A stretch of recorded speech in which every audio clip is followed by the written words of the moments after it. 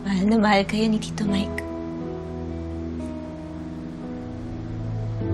Shade, tama pa ba itong ginagawa natin?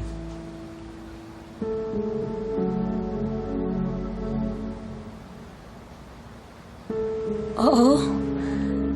Hindi, kasi wala naman yung nanay mo sa video eh. Baka ibig sabihin nun wala talaga. Baka tayo lang yung nagdududa. Diba, binalik ng mga pulis yung phone ng papa niyo? Oo, case closed na yun eh. Bakit? Baka doon may makita tayo. Baka sa messages o baka kaya naman sa photo gallery. Yung kay Dad din, check ko. Jade, akala ko ba yung nanay mo ang iniimbestigahan natin dito? Baka sakali lang may makita tayo, di ba? I mean, there's no harm in trying.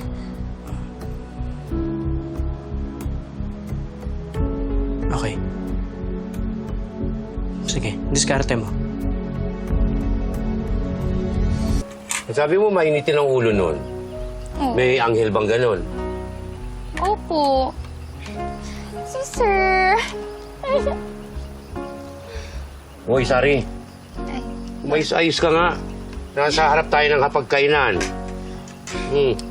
Lolo kasi, Hmm. hindi ko makalimutan nung niligtas niya ako sa ulan na yun. Sari, ulan lang yun. Hindi yun dilubyo. Binigyan ka lang ng payong, nagkaganyan ka na. Lolo, sa panahon ngayon, bihira ng mga ganun na lalaki. Yung magpapahiram kahit hindi kilala, bahala na mabasa sila. O siya nga pala, Sari. Mm. Mga tanong ko. Kumusta na yung kasiyahang pinaghahandaan niyo? Ayun po, Gina G siya sa Music Fest. Parang ikakamatay niya kung hindi natuloy. Ano yung Gina G? Game na game.